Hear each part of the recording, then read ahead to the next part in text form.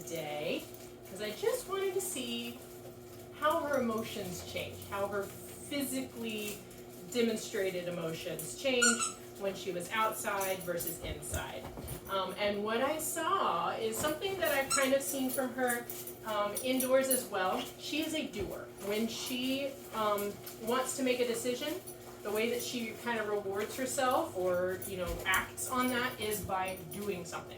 So in this scenario, while we're indoors, she's jumping up on her sofa. Yes, on her favorite sofa. That's something that she likes to do. It helps her feel safe and secure. And I have used that as kind of a reinforcement in the past.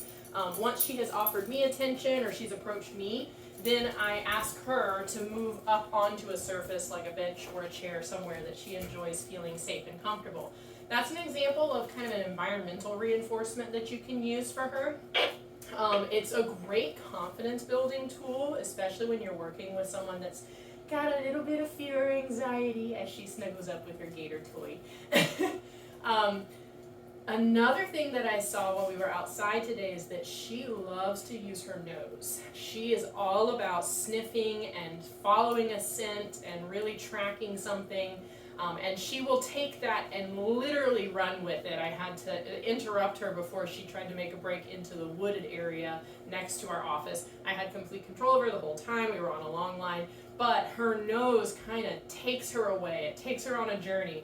And that's actually really great to see because sniffing is one of the most comforting and confidence building exercises that a dog can practice.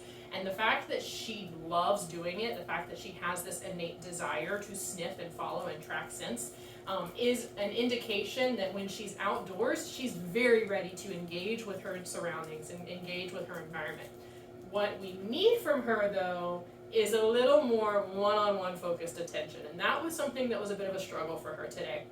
Eventually, she was willing to offer me some attention and eye contact, but it was always when she was in motion. She was always moving, and she'd just kind of give me a, oh, hey, you're there, and then go back to sniffing.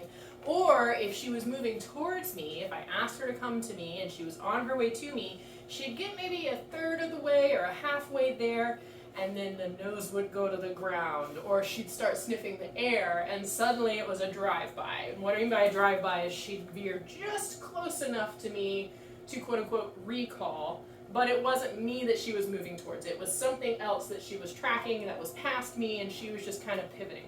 So that focus outdoors is very difficult for her. One reason is because there are a lot of sounds that get introduced, and she is sound sensitive. But I think the bigger reason is that she just wants to find out all there is to know using that sense of smell. And that is something that we, as her handlers, can use to our advantage. So, a couple of tips for me. Come here. Come here, Mama. I know I'm holding your gator hostage. Here. Yep, good girl. I would encourage you to take a toy with you on walks because she's so eager to engage with this. This is the most excited she's been when I pulled this toy out to interact with me and actually seek engagement and seek my attention since we started working together. The kibble, she's willing to take that after she's had a chance to sniff around and investigate her surroundings. But if you have one of her favorite stuffy toys with you, she will move with you and check in with you and shake things off and sit. No, that's not a sit. That's not a sit. Sit. Try again.